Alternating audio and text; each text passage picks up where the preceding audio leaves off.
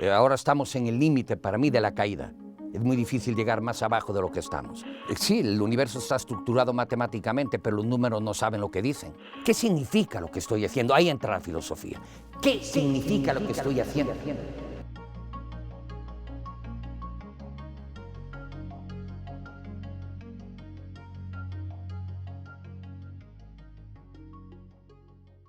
Bienvenidos. En esta ocasión estamos de manteles largos porque tenemos un invitado especial. Un guerrero del pensamiento y del espíritu, Leonardo de Ajandra. Gracias por la invitación. Bueno, pues me gustaría comenzar con algo de mitología, con el águila. El águila que tú has compartido, que en tu vida has tenido algunos destellos importantes desde la infancia, cuando liberaste a un águila. Y curiosamente, después de nacer en México y tu regreso a España, vuelves al lugar del águila. Me gustaría que nos compartieras sobre ese elemento simbólico en tu vida. Bueno, lo que primero aprendí con el aguilucho que me dieron allá los caporales del microfeudo que tenía mi abuelo en Arousa es que toda liberación conlleva un castigo. Al liberar, me dieron el aguilucho, lo tomé con guante en la mano y cuando lo liberé, recibí la primera impronta cariñosa de mi padre, un golpe de revés en la nariz y se me soltaron a sangrar, luego se me convirtió en mi punto débil, entonces entendí que toda liberación conlleva algo de sacrificio.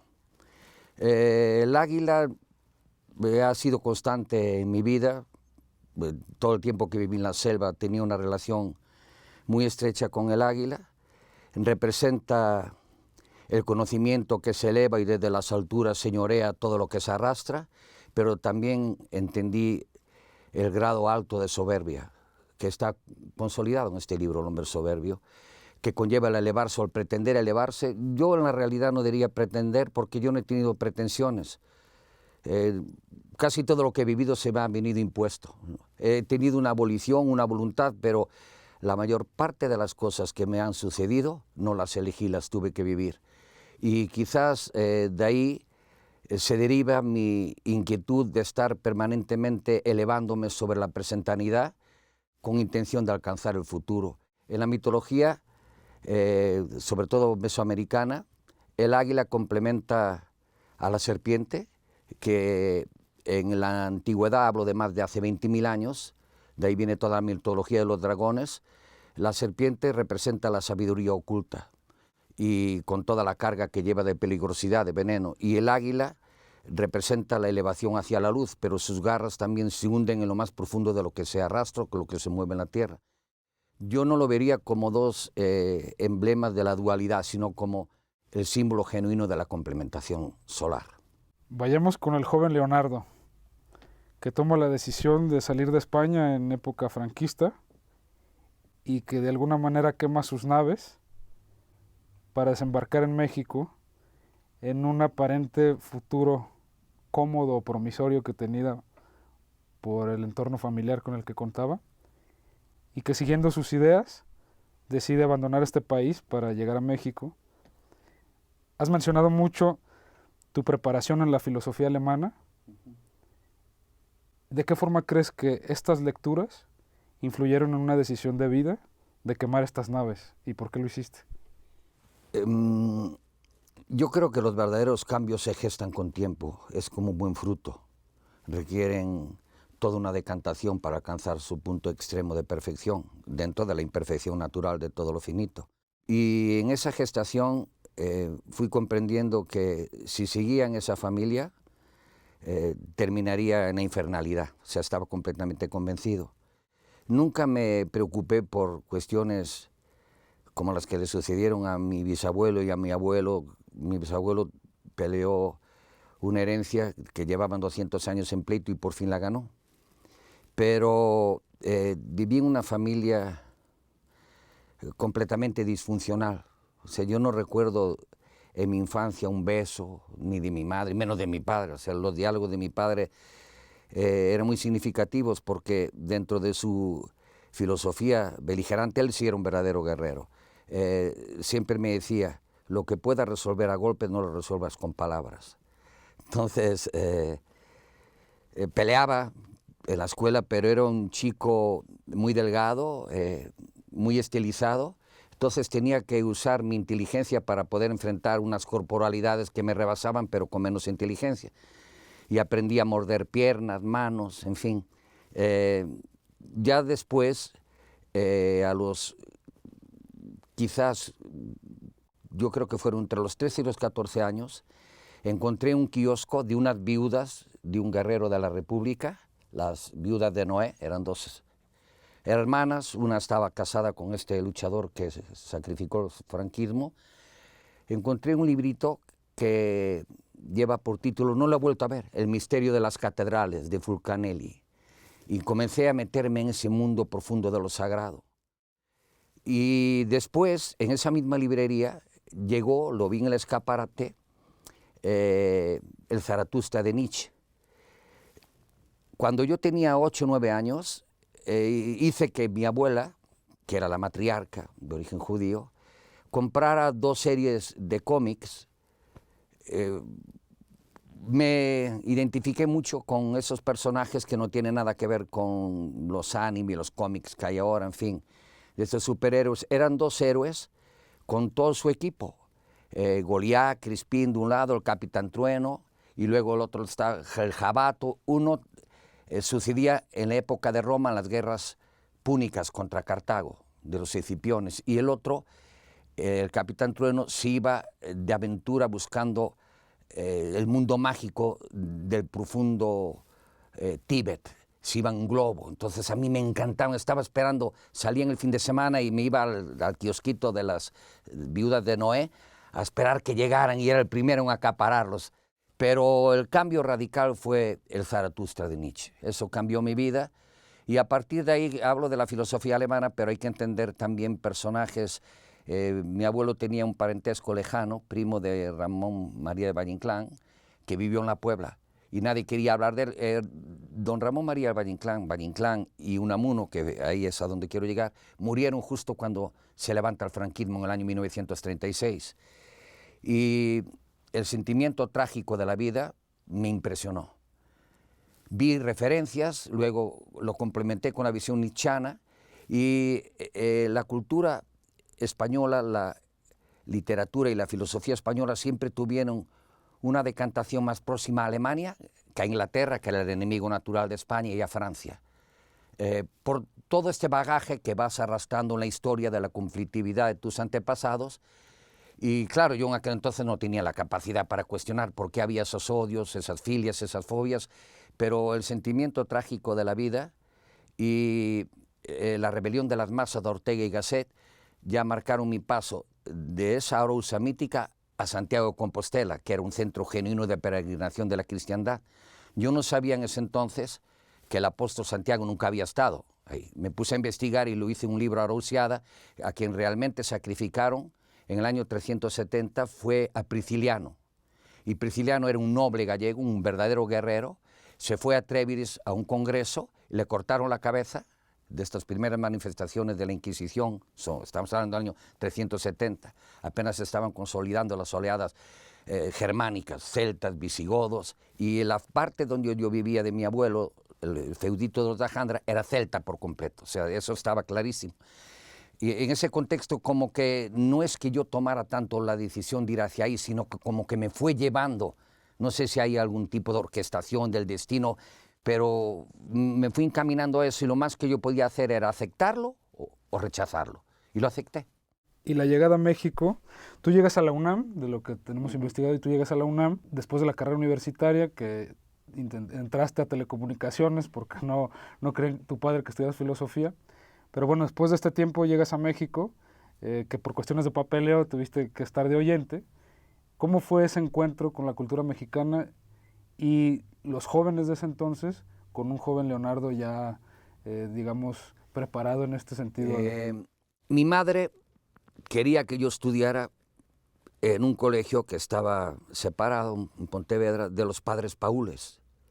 Y a mi hermana, y la que me sigue a mí, la mandaron a un colegio de monjas donde la directora era una tía.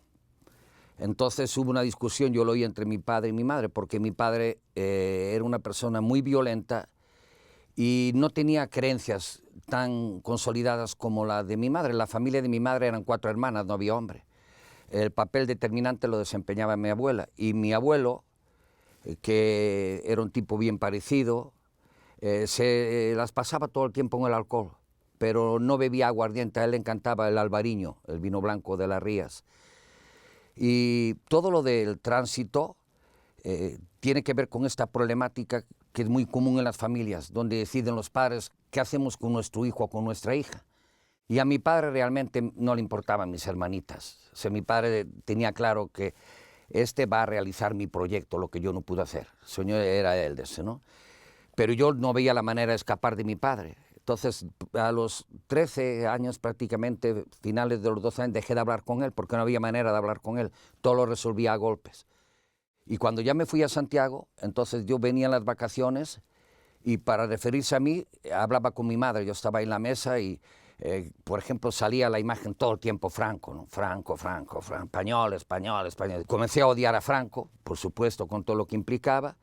Y frecuenté a algunos amigos de mi abuelo que habían estado como una especie de republicanismo, pero medio sombreado.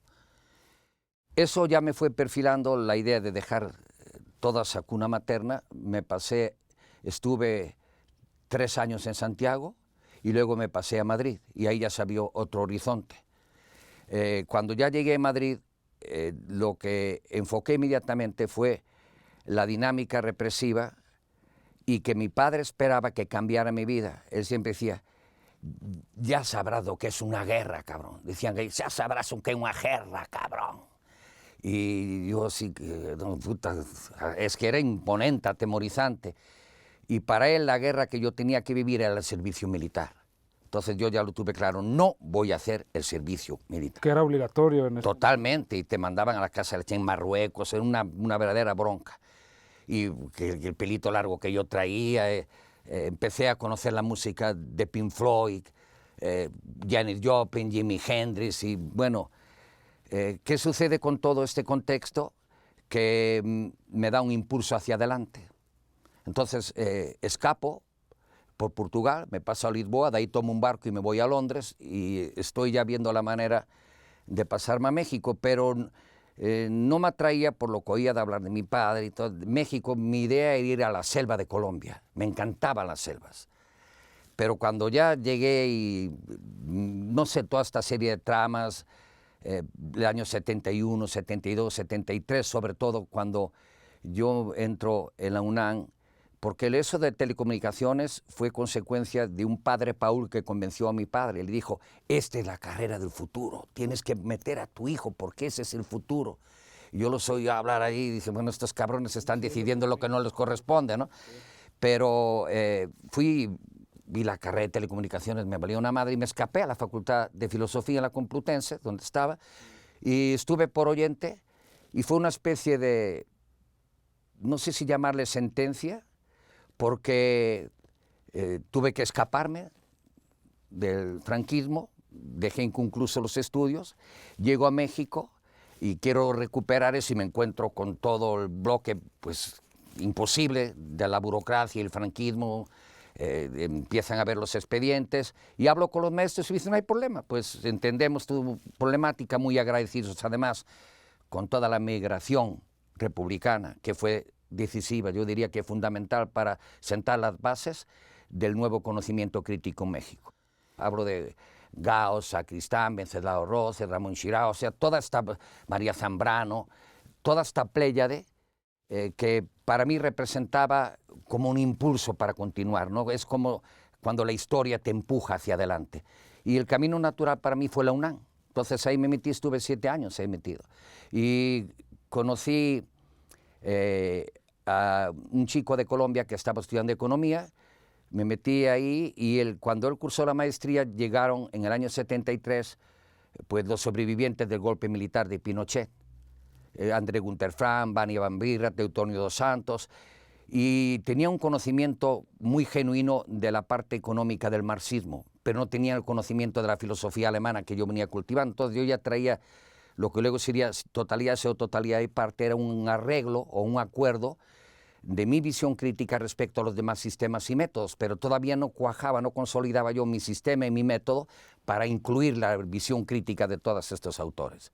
Y ahí lo fui desarrollando, me metí con Mercedes Urilagoitia, que había sido asesora del presidente Allende, una mujer que se había quedado paralítica por las torturas, y me fascinó su maestría, porque era lo que yo necesitaba para entender el devenir histórico más allá de las ideas. Cuando empecé a leer a Marx, vi esa complementación sistemática entre base económica y superestructura. Yo manejaba la superestructura y necesitaba entender cómo funciona esa superestructura en base al enraizamiento en la producción económica. Y cuando esta mujer empezó a hablar de la producción tribal, el esclavismo, el feudalismo, el mercantilismo, el capitalismo, el socialismo, me fascinó. Y yo la aportaba a ella, la parte filosófica, entonces hicimos una gran relación. Pero estaba el marxismo que desbordaba hasta las universidades privadas enseñaban marxismo, y las chicas de Polanco y todas esas, pues, condesa, que podían ser como una especie de élite, andaban con las obras escogidas de Marx, de Lenin, las vendían a la salida del metro, en los kioscos, y como yo conocía la filosofía alemana, entonces me dio la posibilidad para cuestionar y decir, a ver, ya esto lo estoy dominando. Y un día que fui a dar una charla en la Facultad de Filosofía, me encontré un papelito, curso de doctorado de Filosofía de la Matemática, y me atrajo. Y Mario Bunge, que era un filósofo argentino, de derecha por supuesto, tenía un libro muy emblemático y significativo, se llamaba La ciencia, su método y su filosofía. Y dije, esto es lo que yo necesito para complementar todo mi conocimiento filosófico. Y ahí me metí con él, y ya eran polémicas, pero todo el tiempo, ¿no? Porque él estaba convencido. Sí, el universo está estructurado matemáticamente, pero los números no saben lo que dicen. Entonces ahí es donde entramos en polémica. Sí está muy bien conocer la estructura interna de los números, pero yo también estoy consciente de que los capitalistas manejan los números para subyugar a los trabajadores. Y la única manera de liberar eso no es a partir del conocimiento de los números, es a partir del conocimiento del humanismo que le da sustento a sus números. Y estuve ahí hasta el año 78. Y en el año 78 vivía en un grupo, éramos un grupo de profesores, era la verdad fascinante ese grupo. Pero empezaron las polémicas entre las mujeres, ustedes saben lo que significa, o no sé si lo sabrán, porque muchos jóvenes creen que es una opción libertadora y en realidad es una forma de descomposición, la relación abierta. Entonces nos acostábamos ahí y las chicas empezaron a pelearse, tú ya te has acostado esta semana con él, ahora me toca a mí, todas estas estupideces, pero que tenían un verdadero fundamento, ¿no? Es tu elección, tu animalidad, tienes cierta atracción hacia otra animalidad, y decidí salirme, conocí a un personaje y me invitó a ir por Guanajuato. Ahí estuve, armé un movimiento que se llama Movimiento Arteano Concreto, un lugar donde se reunían todos, venían de todos los lados ahí, y claro, ellos lo que querían es que yo me quedara, y yo sabía que no me iba a quedar. Entonces un día en La Peña conocí a Agar, que llegó ahí con su esposo, y la verdad no pude hacer nada. Eso le correspondió a ella. Por un momento dejé de ser determinante y pasé a ser parte determinada, y esa parte determinada la sigo manteniendo hasta hoy, aunque muchos piensen lo contrario. Quien domina mi vida es ella, no yo. Voy a retomar el tema del romance con Agar y su decisión de ser pareja, pero antes me gustaría saber cuál fue tu encuentro con este círculo juvenil de creadores, de pensadores, y qué fue del pensamiento y formación que tú ya tenías, y este interés por la metodología y por la sistematización del pensamiento, que luego he escuchado en entrevistas y en tus propios libros, hablas de que en México tendemos más a lo imaginativo. Efectivamente. Contrario a la sistematización. ¿Cómo fue para ti este encuentro con los jóvenes, que tú también lo eras en ese momento, y el pensamiento de ese momento? Veníamos del 68, entonces había un movimiento que de alguna manera gestó las bases de lo que es la izquierda de hoy en México. No sé si en ese momento tú tuviste un encuentro, en este grupo había personajes de este tipo, o cuál era tu percepción respecto de... Mira, como yo vivíamos prácticamente para la universidad. de ahí no salíamos, pero no encontré, la verdad, jóvenes que tuvieran, no hablo de tanto una preocupación filosófica, que la habría, pero no tenían el conocimiento de la filosofía, desde la filosofía griega, la filosofía latina. O sea, estos individuos creían que leyendo a Marx ya estaba todo comprendido, pero no sabían quién era, ni siquiera, de veras, no sé, los diálogos platónicos, no sabían quién era Epicuro, Demócrito, Leucipo, Cicerón en Roma, Séneca, Marco Aurelio. Y yo fui estableciendo toda esta pauta. Y en ese contexto, pues íbamos a eventos, porque era un momento de mucha comunicación, mucho deseo, mucha búsqueda. Cualquier conferencia que se daba, uno, se llenaba, era impresionante. Y no existía, claro, la tecnología virtual que hay hoy en día, que eso de una u otra manera ha contribuido al aislamiento. La tecnología aísla, la comunicación directa relaciona. Y ahí conocí un día, a través de un amigo, el maestro Arreola. Fue una impronta desagradable. ¿Por qué? Porque yo venía a la literatura, aterricé desde la filosofía. Entonces, para mí Arreola representaba la típica imagen de un sofista. O sea, pensaba un Protágoras, un Gorgias. De hecho, le llamaba verborrola. Pero en cuanto conocí su pasado, comencé a valorar más su presente. O sea, un hombre que había vivido, que había trabajado de dependiente, entiende. Bueno, era un caso verdaderamente excepcional en este contexto, pero ya sabes lo que es la arrogancia revolucionaria. O sea, este tipo de revolucionario no tiene nada. Pero me dejó el Alfil Negro, donde jugaban ajedrez, y ahí hice mi primer taller. Y en ese taller pasaron toda una serie de personajes, pero un día ahí tuve la oportunidad de conocer, acaba de llegar de Chile, a Bolaño. Llegó Roberto Bolaño con Santiago Papascaro, que eran pésimos poetas, se llamaban infrarrealistas y se dedicaban a joder a Octavio Paz. Cuando Octavio Paz decía, estaban todo el tiempo, demasiada luz, mucha luz. Y era, la verdad, un tipo muy resentido. Y yo nunca he valorado a los resentidos. Resentir es sentir dos veces.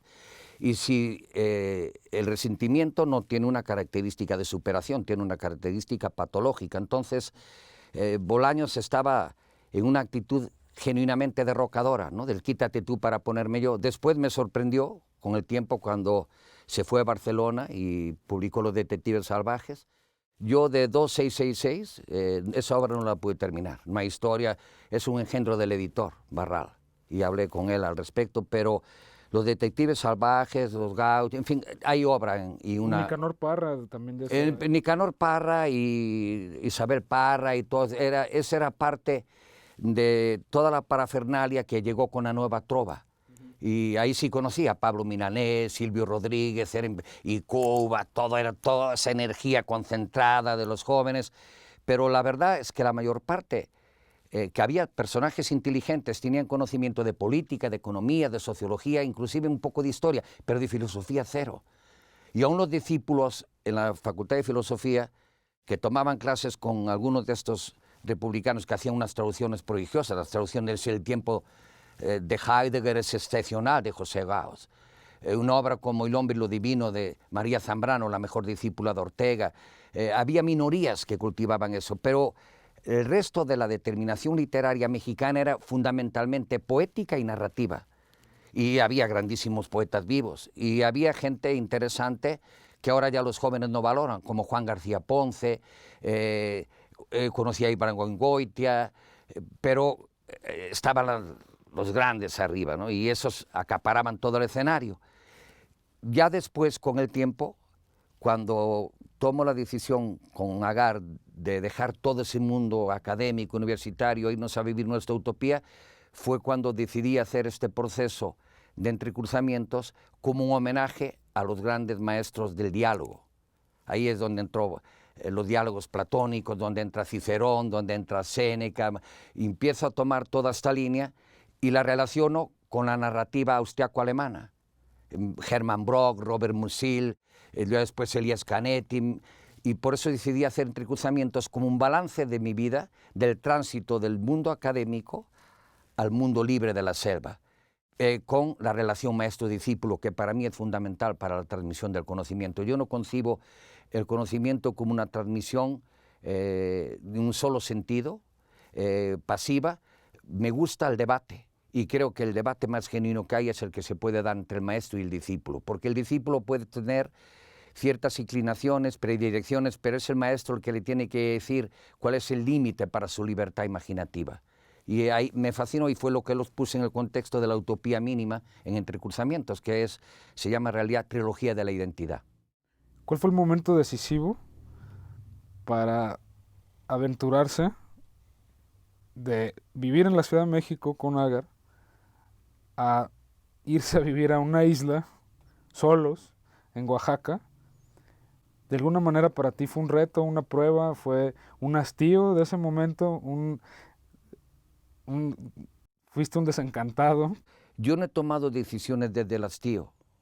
Mis decisiones siempre están en una perspectiva de proyección.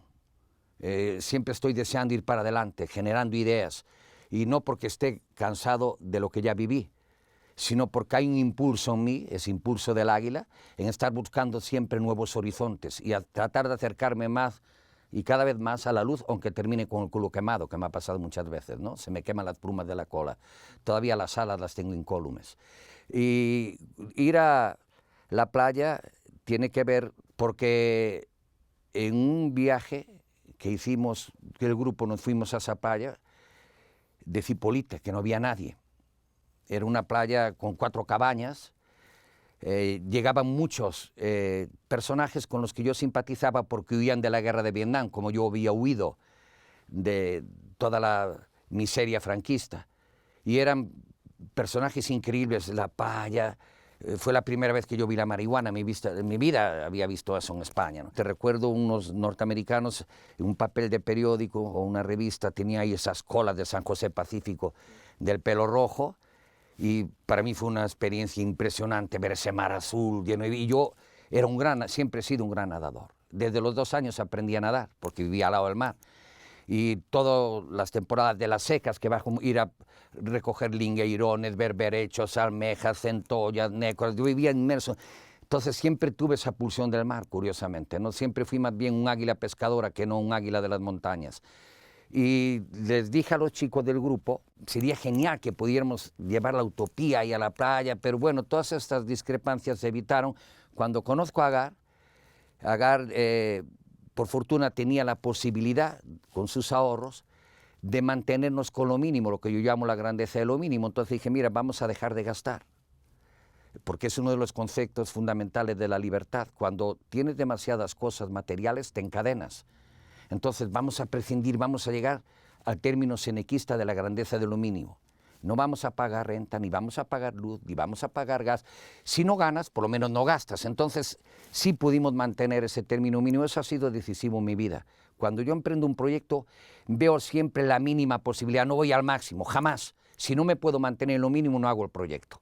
Eso me da a mí la garantía de que sí lo puedo realizar. Y ahí viene la voluntad, y ahí entra Schopenhauer, que fue el maestro de Nietzsche.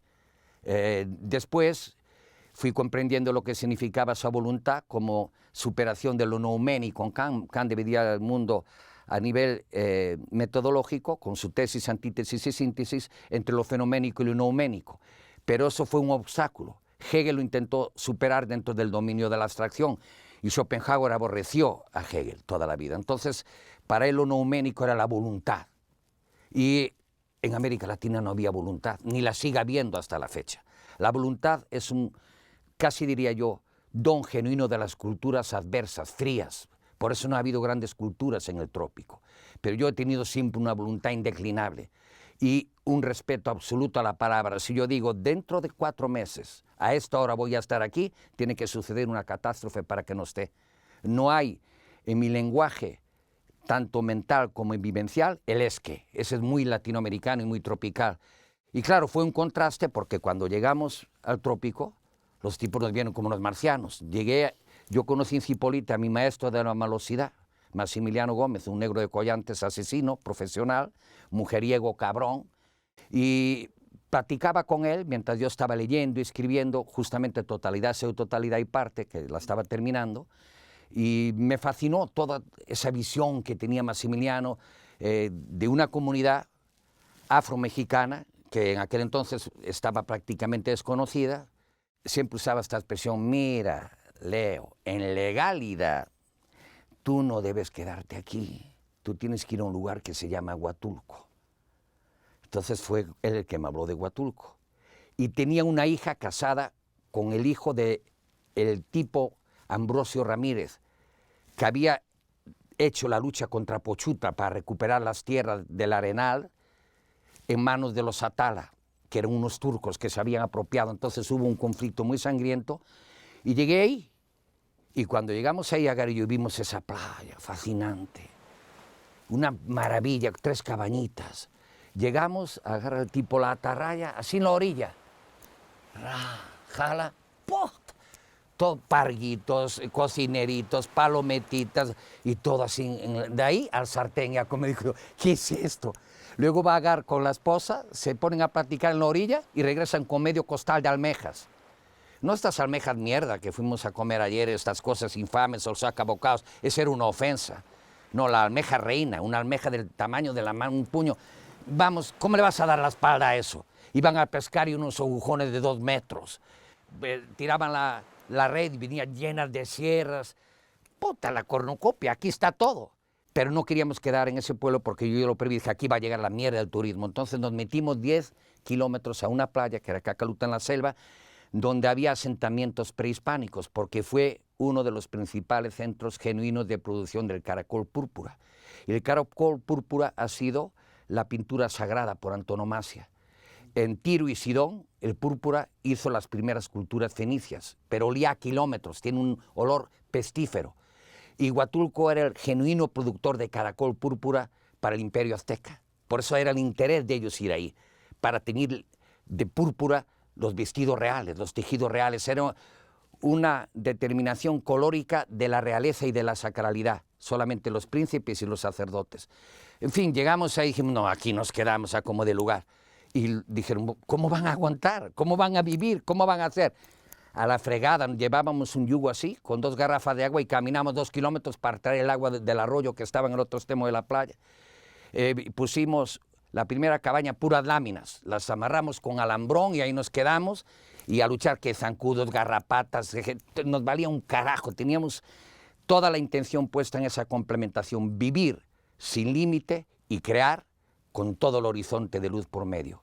Y de ahí salió todo, hasta que llegó el desarrollo turístico.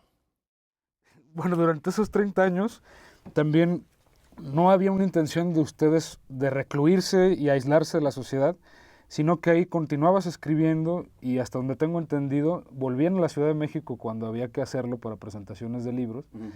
Entonces, en ti había esta parte también un poco como de Zaratustra, de decir, no me voy a ir como anacoreta a la montaña, sino que me voy a recluir temporalmente para vaciarme de la situación. No, quita el temporalmente. Esa forma adverbial no funciona.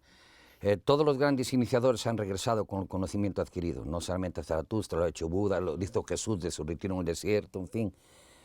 Yo no pensaba, no tenía claro eso de volver jamás. O sea, yo lo que a veces hablamos, ¿cómo voy a subir a un árbol de 10 metros y estar toda la noche ahí en una hamaquita cuando tengas la edad que tengo ahora, próximo a los 70 años? Entonces estaba quedando, pues voy a tener que seguir subiendo, si no, ¿cómo comemos? Pero también hay que entender el contexto, sobre todo familiar, de mi compañera. O sea, era de una familia muy culta, tanto el padre como la madre era una señora con una clase incuestionable. El padre fue discípulo de Pellicer, era poeta, pintaba, pero era empresario, tenía un montón de relaciones. Y que llegue un personaje como yo y me echaba la culpa a mí de que se hubiera divorciado. Cuando yo dije, llévatela, por favor. Y ella dijo, ni madre. O sea, fue lo que me fascinó de esa voluntad de Agar. Cuando toda su familia esperaba que regresara derrotada, llega con una exposición de pintura que fue un impacto total. Todos los insectos, animales, pieles, los metió en cuadros. ¿De dónde salió eso? Entonces se hizo ya otro tipo de vínculos que fueron, pues, muy importantes en nuestra vida, tanto para ella como para mí. Gutiérrez Tibón, sobre todo el pintor Vladi, el hijo de Víctor Serge, que fue la mano derecha de Trotsky. Vladi es un pintor inmenso que desafortunadamente las nuevas generaciones de pintores desconocen, pero hay 2000 metros de pintura mural en la Biblioteca Lerdo de Tejada en México que él logró de López Portillo para que la pintaran él. Cuevas y Toledo dijeron, no, a los muros no le entramos, y se le echó. Se llama Las revoluciones y los elementos. Es magistral, un discípulo genuino de Rembrandt, con una pincelada extraordinaria. Y cuando veníamos, íbamos con ellos, comíamos, claro, eran mis maestros, ¿no? Tenían la edad que yo tengo ahora, y yo tenía 20 y tantos años. Pero, de hecho, les fascinaba todo el conocimiento filosófico que yo tenía, y es sorprendente que un tipo como Vladi me regale a mis 25 años un grabado de una serpiente loro mordiéndose la cola y diga, para Leonardo da Jandra, mi filósofo. Dices, ay, si fuera un chamaco pendejo como los de ahora, diría, uy, soy el filósofo de Vladi. Pero en cuanto dejábamos ese medio urbano y regresábamos a la selva, desaparecía toda la maldita soberbia de la civilización. El ego, el deseo de triunfo, el éxito. Y luego don Joaquín Díaz Canedo, que siempre estaré agradecido, el más grande editor que yo he conocido, por encima de Ralde, por encima, que lo conocí muy bien, por encima de pues Jacobo Ciruela, que es uno de los grandes editores actuales, y no digamos toda la mierda que hay ahora de editores que no saben leer. De Atalanta, que es el de... Ese es el de Filosofía para Desencantados, ¿no? Pero la cuestión es que estaba viviendo un momento, sin ser consciente de ello, de una transformación radical hacia lo negativo. Ahora estamos en el límite, para mí, de la caída. Es muy difícil llegar más abajo de lo que estamos. Y se caracteriza por una oralidad y una genitalidad desmedida. En aquel entonces no. Había el horizonte utópico social y empecé a darme cuenta de que no puede haber utopías sociales. Es imposible ordenar toda esa disformidad del colectivo, el inconsciente colectivo, y meter en un proceso utópico. Y ahí nos planteamos, pues vamos a vivir la utopía de pareja. Y a eso nos dedicamos durante 30 años. Su experiencia en esta playa con los lugareños, los oaxaqueños, fue determinante en tu concepción posterior en el libro de la mexicanidad, que seguramente ya se venía formando previamente, pero hablas de la raigambre que tiene que ver con la identidad y sobre todo el rito y la fiesta como elementos fundamentales para que continúe o se preserve una cultura. Los costeños que yo conocí eran guerreros, verdaderos guerreros, pero verdaderos hijos de la chingada, con sus familias, con los demás. O sea, en la costa era a ver quién chinga a quién. Y era, como me decía Maximiliano, mi maestro de la malosidad, mira, Leo, en legalidad, la vida es así, medio mundo a chingar y medio mundo a no dejarse. Entonces, lo vivías día a día. Te descuidabas un ratito y te robaban todo. Y dije yo, ¿cómo evitamos esto? Pues me voy a convertir en un hijo de puta más grande que ellos.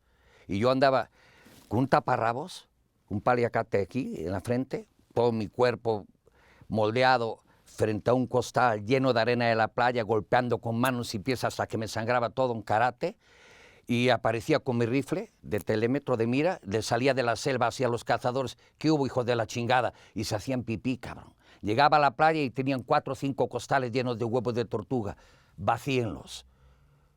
Vacíenlos, hijos de puta. No, chinga tu madre, vas a vaciar. Vamos a venir, todo el pueblo te vamos a matar, aquí los espero.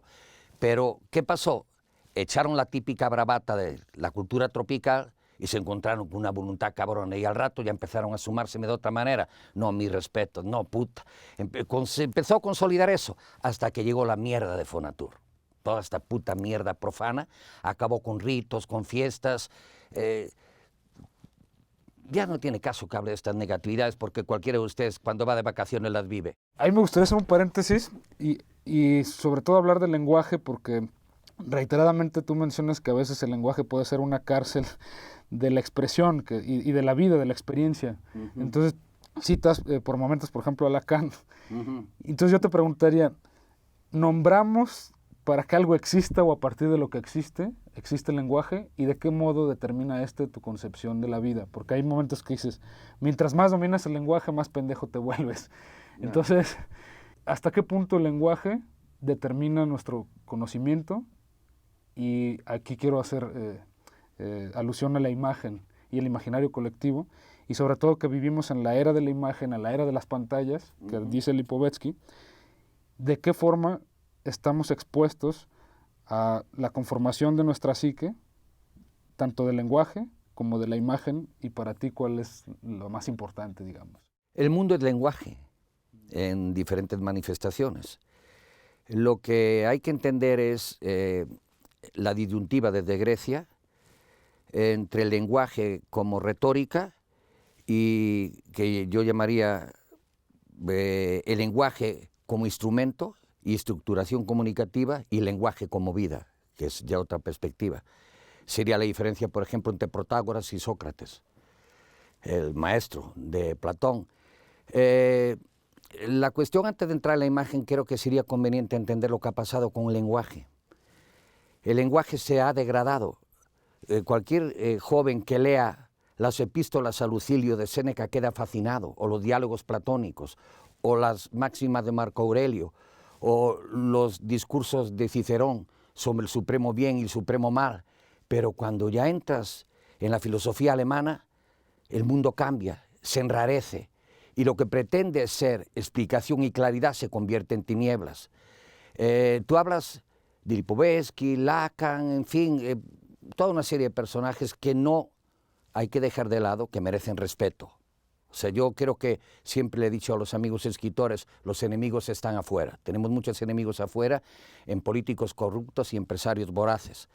Pero también debemos ser críticos. Entonces, hay una disyuntiva en la línea kantiana, la imposibilidad de conocer lo nouménico, que te marca la imposibilidad de poseer la verdad, que Hegel se lleva en un extremo teológico, que no quiso entender los límites que le puso Spinoza en su ética, y pretende llegar a la verdad de las cosas a través de la abstracción.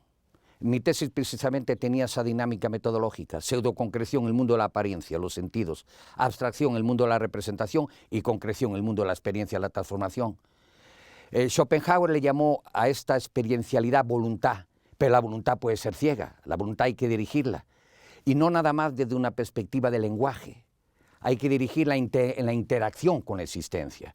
Y de ahí surgen personajes como Nietzsche. Vas avanzando y llega un personaje, Edmund Husserl, que fue el maestro de Martin Heidegger, que es prácticamente el que lleva al límite la fenomenología hegeliana, que le dio pie a Heidegger en el siglo del tiempo a hacer esta obra inmensa que no vale para nada, que desafortunadamente se ha convertido, después del fracaso de los modelos marxistas, no de Marx. Hay que entender, esto es muy importante. A veces culpamos a Marx y no tuvo nada que ver Marx ni con la Unión Soviética, con Lenin, con Stalin, ni con Mao en China, ni con Fidel Castro, y menos ahora con el idiota de Maduro. Es otra cosa. Es una pena que los jóvenes no lean a esos autores y los menosprecien a partir de la experiencialidad de sus malos discípulos. Pero Heidegger convirtió el mundo en lenguaje a un nivel extremo. Y desde la perspectiva filosófica es fascinante. A mí me fascinó el Ser y el Tiempo en su momento. Y no puedo de ninguna manera desprestigiarlo, menospreciar a Heidegger, porque yo aprendí mucho de él. O sea, yo puedo hablar de la cafetera en el sentido de la cafeteridad, que tiene una esencia cafetícola, que en cuanto tú penetras esa cafeteridad y lo cafetícola se vuelve lo otro, te permite, dices, bueno, ¿qué mierda estás diciendo? ¿Es bueno o no es bueno el café? ¿O vale o no vale la cafetera? ¿Y cómo le pones un límite a ese? Con Marx. Aterrizas en una forma de producir tu existencia. ¿Qué es lo que estás haciendo?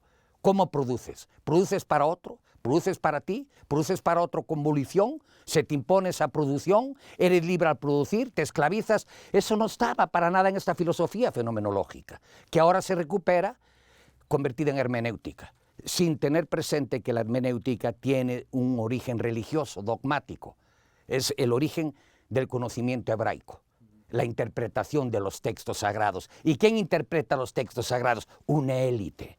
Entonces, ¿quién puede explicar lo que es el lenguaje? Una élite. ¿Y dónde está esa élite? En la academia. Y recordemos a San Agustín contra los académicos, porque los académicos no crean, repiten. Y el que repite no sabe lo que dice. No es lo mismo originar, crear, que repetir. Es la diferencia fundamental en el arte. El arte es creativo, la artesanía repite y degrada. Podemos fascinarnos como hacen los turistas con ciertas artesanías, pero el turista no tiene ni idea de lo que es un proceso de producción, origen, mediación, resultado. Entonces, yo valoro muchísimo el lenguaje, porque es un instrumento genuino que nos separa de la animalidad.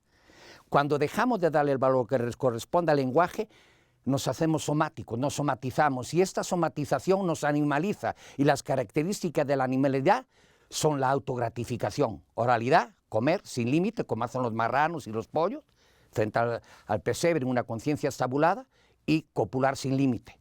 Eso es lo que están ahora los jóvenes. Pero no es que los jóvenes quieran eso, ni lo escogieron, se lo impusieron, fue una dinámica perversa neofenicia. Y de ahí la necesidad de entender que el lenguaje es un instrumento, no es un fin. Es muy importante entender el lenguaje como una mediación, no como un punto de llegada. Y estos franceses son parte de un proceso ya de acabamiento, de caída. Está bien entender que el mundo es imagen. ¿Qué tipo de imagen? La imaginación es fundamental. Hablabas hace un rato de la diferencia que hay entre la creación latinoamericana y la filosofía europea. Es que aquí la filosofía prácticamente no encontró un suelo fértil. El primer filósofo que yo valoraría llegó a Argentina desde Italia, José Ingenieros, con El hombre mediocre, y eso ve al perfil del hombre en México de Ramos, los 7 ensayos de Mariátegui, la radiografía de La Pampa de Martínez Estrada, el retrato de Basil de Paulo Freire y Vasconcelos con la raza cósmica, todo. Ese fue este hombre que conocía la filosofía griega, la filosofía latina, la filosofía alemana, pero se fue recluyendo en la escuela, en el ámbito académico, y dejó fuera la vida, las calles, los trabajos. La filosofía tiene que ver con significados, la ciencia con hechos, que es fáctica, y la espiritualidad con valores. Si una de estas determinaciones se asume como única, autonómica, se degrada. Es como dijo San Agustín, el hombre es como un ascua. Si lo separa de la lumbre, lejos de prenderse más, se apaga. Y eso es lo que le ha pasado a la filosofía. Pero esa no es la filosofía, esa es una mala aplicación de la filosofía. Los jóvenes tienen que comprender que todo lo que hagan debe pasar por este tamiz. ¿Qué significa lo que estoy haciendo? Ahí entra la filosofía. ¿Qué significa lo que estoy haciendo? No tanto qué tipo de lenguaje uso para expresar lo que yo estoy haciendo, no. ¿Qué significa lo que yo estoy haciendo? Yo soy una persona que me contrató una compañía y estoy generando un producto nocivo que daña al medio ambiente y daña a la sociedad, pero me paga muy bien. ¿Qué significa eso? No quiero pensarlo. Es mi trabajo y lo hago. Eso es el problema de no tener a la filosofía como modo de enseñanza básica. Entonces, quisiera, evitar más extensión en esto, pero que es parte, creo yo, decisiva para entender esta dinámica virtual, que no es una dinámica, no es lo mismo rendirle culto a la imagen que ser imaginativo. La imaginación es una de las características fundamentales del arte, y la ensayística latinoamericana es imaginativa, no metodológica. Y cuando hablo de metodológica y sistemática no estoy hablando de algo cerrado, definitivo. Hay que partir de la base que ningún sistema ni ningún método puede llevarnos a la verdad. La verdad es un intento permanente de ampliar el horizonte de conocimiento, pero no puedes renunciar a esos instrumentos. Y si no tienes esos instrumentos, tu búsqueda se dispersa, se disgrega. Y lo que podía ser libertad se convierte en libertinaje. Entonces, sí, valoremos lo que significa el mundo de la imagen en todas sus facetas, pero también entendamos quién está detrás de esa manipulación de la imagen para idiotizar a los jóvenes. Y esa es la tragedia en la que estamos inmersos hoy en día. Regresando a esta conciencia estabulada, ¿de qué forma crees que sea una consecuencia de nuestro alejamiento progresivo del mundo natural, de la naturaleza, por vivir en urbes y por nuestro contacto muy frío, digamos, respecto del mundo natural? ¿Y de qué forma el tener un cuidado consciente, como en su momento ustedes lo hicieron con el Parque Nacional, ayuda a ser consciente de esta mentira, pues, de la que vivimos muchas veces en la ciudad? Mira, toda forma de control no solo es coercitiva, sino depreciativa. Tú traes a un animal salvaje y lo metes en condiciones de control doméstico y termina degradándose. Y si sigue tiempo, degrada a la especie, que es lo que estamos viviendo hoy en día. Pero tampoco podemos rendirle culto a lo natural per se. O sea, el ser humano es el producto más legítimo de la naturaleza. Lo terrible es que ese producto más legítimo se haya convertido en el mayor enemigo de su origen. Insisto, por este desconocimiento, la falta de enseñanza de las humanidades, el desplazamiento de la utilidad y la eficacia, desplazando a la reflexión crítica y ética. Cuando nosotros nos encontramos con la disyuntiva de tener hijos, fue una problemática muy difícil, una decisión muy difícil de tomar, porque vivíamos en un contexto muy agresivo y no teníamos médicos. Nosotros nunca, yo sufría paludismo, dengue, me caía de la roca, sí, voy a ir con un médico. ¿Dónde había un médico? Entonces tenías que ser consciente, como pasaba antes, como le pasa a los animales, que tienes los recursos y tienes que usarlos dentro de ti mismo. Porque cuando piensas eso, me siento mal, háblale al doctor. Ya acabaste con tu libertad. Ya no eres dueño de tu propio destino y vas disminuyendo el umbral de autosuficiencia. No quiero decir que un momento grave no tengas que recurrir a un doctor, pero hay que saber cuál es ese límite, que en el momento que lo traspasas ejerces una relación de dependencia. Y lo del parque, Agar dijo, ok, si no podemos o no queremos tener hijos, vamos, voy a luchar por el parque, porque ella es la creadora del parque, sabiendo la adversidad que ibas a encontrar, porque no creas que dices, voy a hacer un parque y todo el mundo, bien, sumémonos. No, los cazadores, los pescadores, todo el mundo estaba en contra. Y por supuesto, Fonatur, el Fondo Nacional del Turismo, esta bola de pendejos, parásitos, burócratas de mierda que ven a la naturaleza nada más como una fuente de ingresos. No hay que mantener a la naturaleza, hay que darle a la madre una playa incólume, preciosa, llenarla de hoteles para que vayan todas estas escorias de la urbanidad a encontrar la satisfacción que no pueden encontrar en la urbanidad, en lo rural, ¿no? Y claro, les encanta la naturaleza, dicen, pero no se dan cuenta que son ellos los que están acabando con su encantamiento. Por eso escribí Filosofía para Desencantados. Pero la lucha por el parque fue muy larga y poco a poco fuimos concitando energías propositivas, gente que se fue sumando. Y lo logramos. ¿Cuál fue el costo? Nuestra casa y pudo haber sido nuestra vida, porque el gobernador buscó una persona para que me matara, pero era amigo mío y me lo dijo, maestro, pélate. Y entonces dejamos todo y nos salimos en la noche. Yo ya había evitado a un grupo de judiciales que me mandaron, los vimos venir por la vereda, salí, agarré mi arma y mi fusil y me fui al monte. Estuvieron hablando con Agar, pero como no, lo que querían era la idea clara. Acabamos con este cabrón y esta señora se regresa a la ciudad, punto.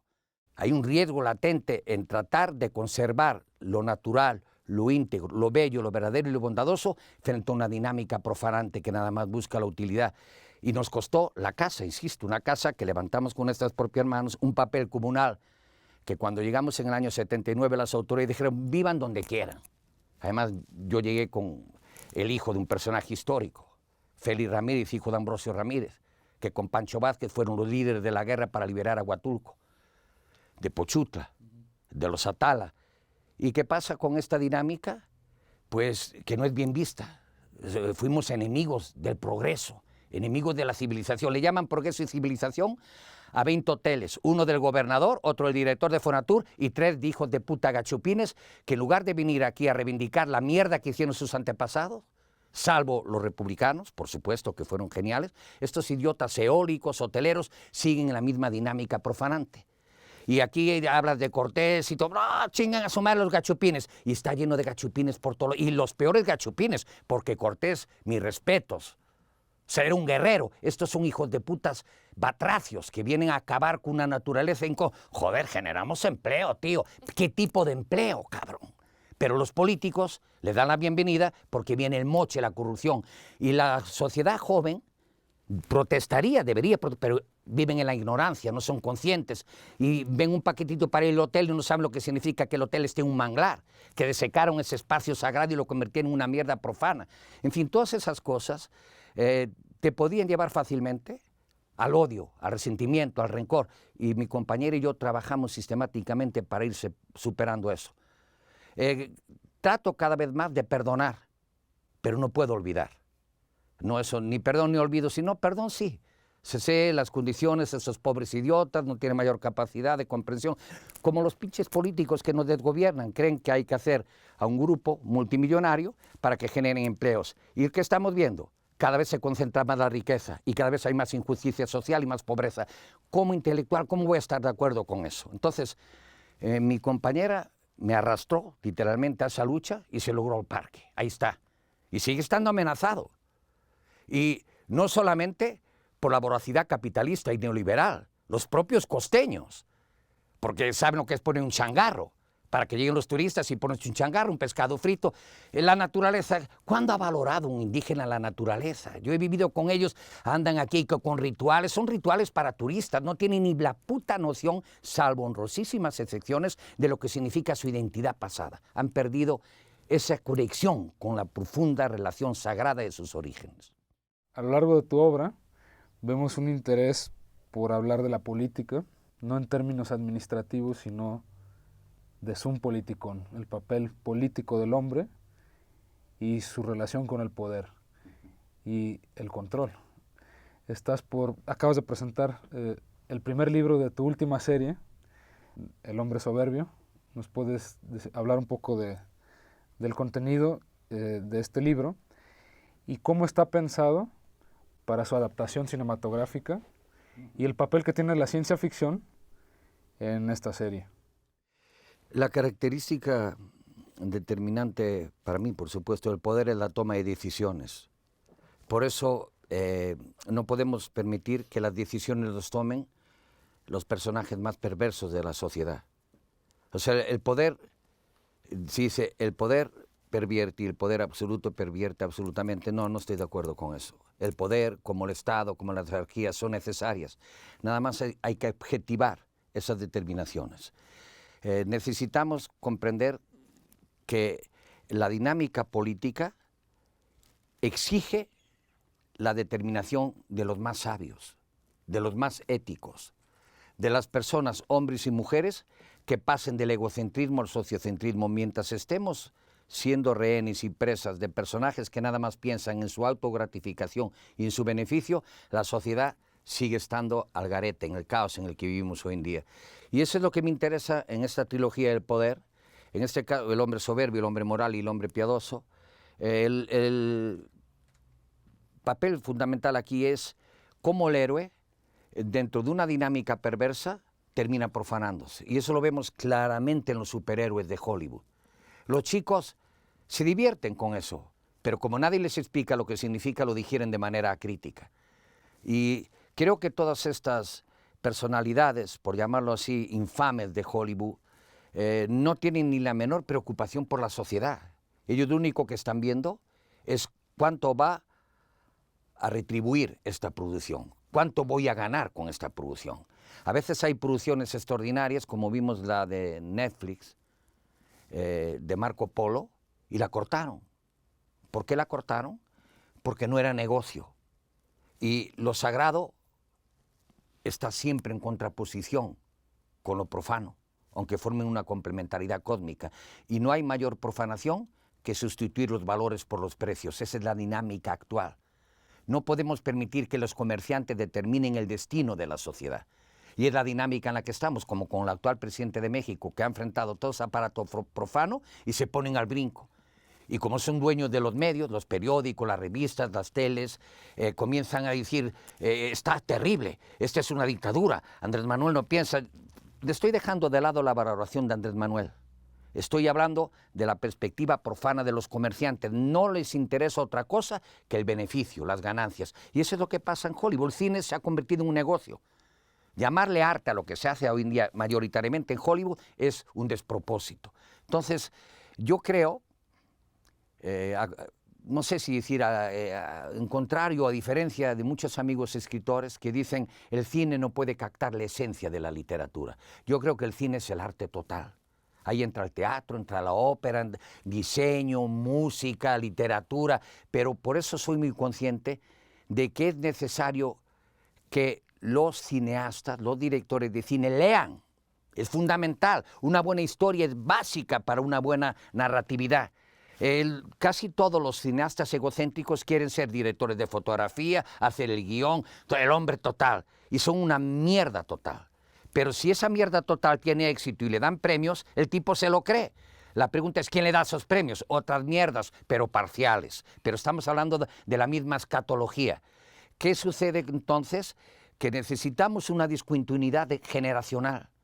Necesitamos que los que manejan la imagen tengan plena conciencia de que es necesario leer para saber lo que significan las imágenes, lo que tú transmites, lo que quieres transmitir. Y fundamental entender el paso que yo he establecido a nivel sistemático en el libro de Filosofía para Desencantados. Hay que pasar del egocentrismo, la autogratificación, al sociocentrismo, la mediación solidaria, ética, buscar siempre el beneficio de la mayor cantidad de gente el mayor tiempo posible para algún día alcanzar el cosmocentrismo.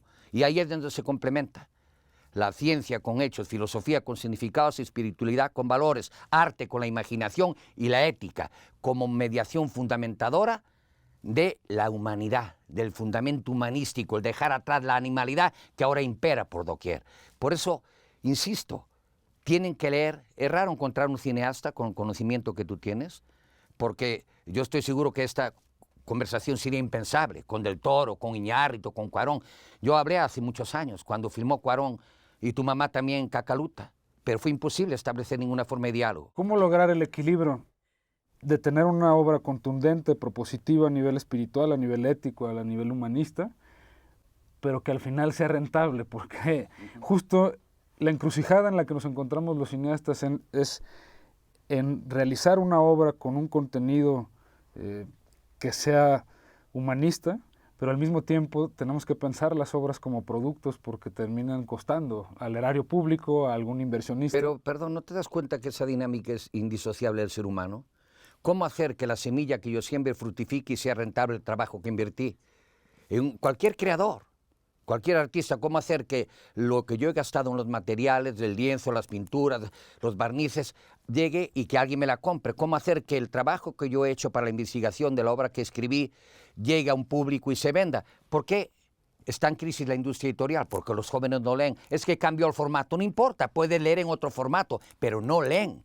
Es una determinación de lo visual sobre lo racional. Regresamos a la pseudoconcreción, el mundo de las apariencias. Pero el cineasta debe saber que las apariencias son ocultantes y que necesitamos saber qué hay detrás de ese ocultamiento. ¿Cómo lograrlo? Pues primero, la grandeza de lo mínimo. Segundo, debes formar un equipo. El ser egocéntrico no puede formar equipo. El ser solidario forma equipo, el ser sociocéntrico. Hay que aprender a formar equipo y darle las determinaciones a los demás. No que yo me lleve todos los Óscars en todos los ámbitos y al rato para que me rindan culto, sin darse cuenta de que ese es su fin. Esa es la polémica, casi diría yo, disyuntiva en la que se encuentran ahora estos personajes, que es loable lo que han logrado Iñárritu, Cuarón y Del Toro. Yo solamente recuerdo una trilogía semejante a principios del siglo pasado, en pintura. Siqueiros, Orozco y Rivera, pero no tenían la universalidad que tienen estos tres personajes. Pero ¿han leído algo estos tipos? ¿Se han tenido tiempo para leer? Es que el cine no necesita de filosofía, ni de economía, ni de historia, no, parto de cero y me voy hacia la eternidad. No sean pendejos. Tienen que tenerlo muy claro y tienen que aprender a repartir las determinaciones. Tienen que saber que las totalidades funcionan en base a la armonía de las partes y que si una parte se asume como determinante, siempre tiene el riesgo de caer en una dinámica autoritaria, totalizante y dictatorial. Eso lo ves en las empresas, en la familia, en cualquier dinámica. Entonces, ¿qué hacerle? Formar equipo. Tú eres bueno para dirigir. Busca una persona, un chico o una chica que sea bueno para producir y busca una chica o un chico que sea bueno para editar y vas armando un equipo. Pero si tú lo quieres hacer todo, pues ya ves lo que pasa, ¿no? Leonardo, vamos a hablar de la mexicanidad, Fiesta y Rito, una de tus obras, para mí la que más me gusta, personalmente, y por la que llegué a tu obra. Y voy a comenzar con una frase que pones en el libro. Solo mediante el rito adquiere el mito su autenticidad y garantiza su permanencia. Y esta perpetuación es vital incluso para lo profano. Sin la armonización del rito y el mito, no se puede concebir el orden divino, y sin religión es impensable todo orden humano. ¿A qué voy con esto? Uno de los aspectos fundamentales que llamaron la atención a Eisenstein para venir a México es la conciencia del sacrificio y de la muerte que tenemos los mexicanos. Y no solamente a Eisenstein, sino a Antonin Artaud o al propio Jodorowsky. No, bueno, André Breton. André Breton, que se maravillaron con esta concepción tan propia, tan genuina. Y yo aquí quiero resaltar tu propuesta dentro del libro de México como el presente continuo y de Mexamérica como el futuro promisorio.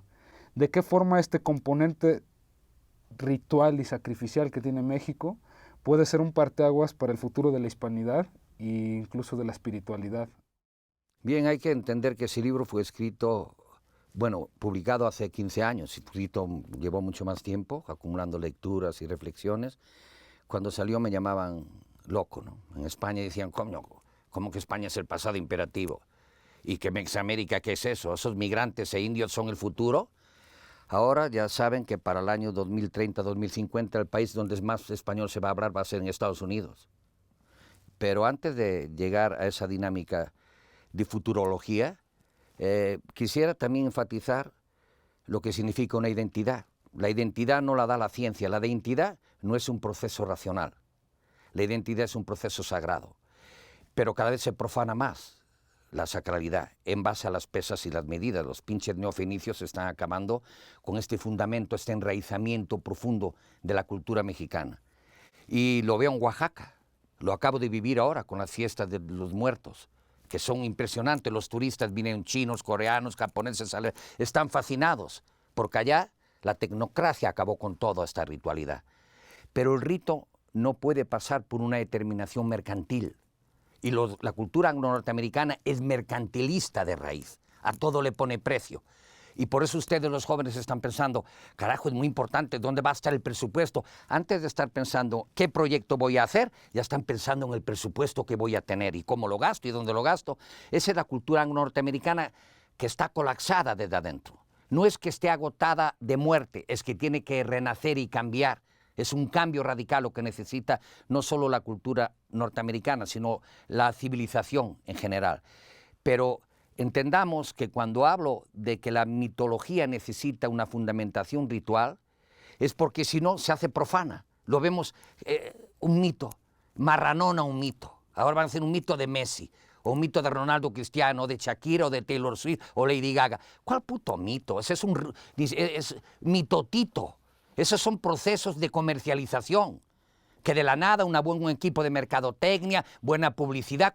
¿Cuánto gasta ahora una película? ¿Cuál es el presupuesto de Hollywood para el lanzamiento de una película? 30%. Hablamos de millones de dólares. Esto era impensable antes. Si yo agarro este libro, que casi el 90% de los mexicanos no pueden entender, pero lo promuevo en Televisa, en TV Azteca, aunque no lo entiendan, lo compran. Pero a mí, ¿para qué me interesa que compren algo que no van a entender? Prefiero que lo lean 4 chicos como tú y a partir de ahí establecer esta forma de diálogos, porque eso es el fundamento de la evolución, el diálogo permanente. Pero el cine prácticamente no deja margen para el diálogo. Se agota todo en la imagen y el entretenimiento. Y cada vez es más difícil encontrar un cine reflexivo, crítico, que lo hay. No va a ser, se acabó. No, claro que lo hay. Hay jóvenes como tú en todo el planeta que están buscando aportar algo. La verdadera tragedia, y es una tragedia casi diría yo tragicómica, es que cuando tienes éxito en tu busca, entras en la dinámica del éxito y se acaba toda tu autenticidad. Entonces, la ritualidad y lo sagrado, los ritos y las fiestas no pueden tener precio. Es lo que pasa con los toros, lo que pasa con el fútbol, con toda forma de deporte, con toda forma de arte mediático. Tiene precio, no es un valor. Necesitamos decir que entiendan los nefastos líderes sociales que tenemos, que esos no son referentes sociales para los chicos, que quieren ser Superman, el hombre araña, la mujer murciélago, el tío lagarto. Toda esa porquería no deja nada, pero entretiene. Y entonces es que ves tanta mierda de cómo hacerte pendejo sin darte cuenta, cómo dejar que a tu mujer la violen y tú gozas. O sea, todas estas puras pendejadas que se venden por miles han hecho posible que exista una serie de directores, de productores, de editores que tienen en lugar de neuronas mierda en el cerebro y creen que, coño, la cosa evoluciona y va por ahí, que tiene que ser un negocio. Negotium en latín es la negación del ocio. Y si no hay ocio, no hay libertad creativa. No podemos ponerle precio a todo lo que nosotros hacemos. Debemos ponerle precio a nuestra base existencial de subsistencia, pero no a nuestra racionalidad y a nuestra espiritualidad. Pero ahora todo tiene precio. Ves los obispos, cardenales, sacerdotes. ¿Tú crees que si Cristo viera eso, no sacaría un rayo láser de eso de Guerra de las Galaxias y les quemaría el culo? Como hizo en el templo con los pinches fariseos, saduceos y escribas. Eso es a lo que estamos, pero ya lo ha permeado todo. ¿Cómo acabar con eso? ¿No? Me dirás, yo ya no soy partidario de la violencia. Es uno de los puntos con los que me separé de Marx. Y quiero insistir porque lo digo a todo momento, la violencia no es partera de la historia, la violencia es partera de la barbarie. Necesitamos buscar formas propositivas que en un diálogo, aunque sea mucho más tardado, encuentren la deriva natural. Ya no esas crecidas temporaleras, toda crecida temporalera lleva por igual lo que desprecia y lo que aprecia. Necesitamos meditación, necesitamos planificación, necesitamos metodologización. Y eso, claro que requiere tiempo, pero estamos en una cultura de la instantaneidad, la gratificación instantánea. Hay que partirle la madre a eso, pero con amor. Y entonces, la mexicanidad para mí representa la cultura potencial más fuerte que hay hoy en día en el planeta. Y para el año 2050, 2070, 2080, la mexicanidad se va a comer a la cultura anglo-norteamericana, pero sin violencia. No tenemos un ejército, si no pueden con los pobres sicarios que tenemos aquí, van a poder con el ejército norteamericano. Pero eso solo se va a lograr con educación, no con violencia. Necesitamos que los jóvenes que están en las calles ahora en Bolivia, en Chile, en Hong Kong, va pronto aquí, en Barcelona, no usen la forma de violencia como una dinámica propositiva. La violencia genera violencia y te quedas en el ámbito del derrocamiento. Necesitamos aportación, ideas, necesitamos ser más creativos y ahí es donde fracasa el sistema educativo. No salen ideas de las universidades. Y no hablo de las privadas. Las privadas son puntos de engorde para perpetuar esta infamia que lleva al matadero. Hablo de las universidades públicas que sostenemos con nuestros impuestos. Queremos ideas. En este momento que estamos viendo esta cuestión política de polaridades, de extremas derechas y la izquierda y una parte que se quiere aprovechar de los indígenas para perpetuarse en el poder, pero que bajo el discurso de nuestra diferenciación y de proteger a los pobres, se justifica una polarización de la sociedad. Y mucho tiene que ver hasta con lo que se menciona ahora de la famosa pigmentocracia y de lo que salió del estudio del INEGI, de según tu color y tu tono de piel es el acceso a la economía que tienes. ¿Qué opinas tú si efectivamente crees que este tema es un tema que se ha postergado en México sobre el racismo? A ver, mira, tampoco te dejes llevar por estas tendencias generalizadoras de los medios. ¿Tú crees que si yo fuera como Toledo, un indígena zapoteca, no sería ahora el filósofo de la indianidad? Pero como soy de una reingambre incierta, soy un hijo de puta. Entonces quedo fuera de ese ámbito. No me pueden manejar los empresarios, ni los políticos. Los intelectuales mexicanos dicen, no, este cabrón no deja pie con cabeza. Entonces, veamos la perspectiva de caída en la que estamos. ¿Por qué están surgiendo estos movimientos de ultraderecha en Europa?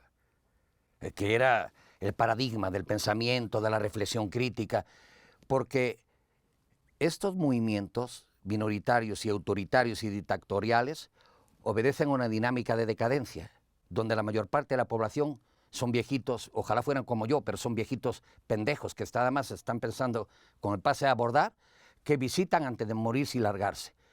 Y la preocupación que tienen los políticos es quién va a seguir manteniendo a los viejitos si ya no quieren procrear a los jóvenes. Entonces, un joven racional, que los hay inevitablemente, como tú, dice, yo no entro en esa pinche dinámica profana de mierda, y le deja el espacio libre a estos idiotas que no piensan, pero tienen una voluntad destructiva, y trepan los escaños, ocupan los puestos de poder, y luego vienen las dinámicas confrontativas, como pasó con Macri en Argentina, va a pasar con Bolsonaro, está pasando con Evo Morales, y va a pasar con Andrés Manuel si no tiene la inteligencia para darse cuenta de que al indigenismo no hay que hacerlo mendicante.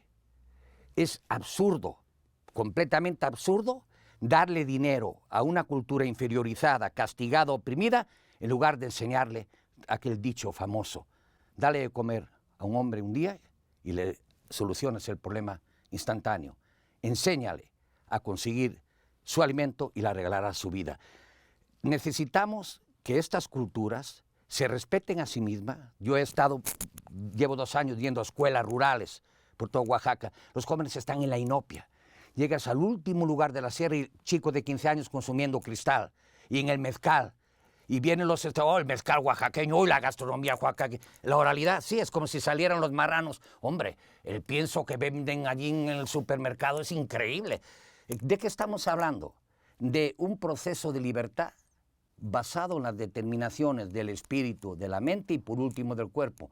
Pero cuando tú llegas a una cultura y dices, pobres, hay que darles de comer, la mayor gordura hoy en día están las clases más desprotegidas. ¿Por qué? No porque tengan hambre, porque están idiotizados por su ignorancia. Dale los instrumentos para que sean autosuficientes. Esa es la verdadera libertad. Dales educación, dales cultura, dales arte, dales deporte para que ejerciten su cuerpo. No, los atrofian con Black Friday, viernes negros, domingos amarillos, y aquellos, aprovecha la oferta y a tragar y a comer, y más grasa y azúcares.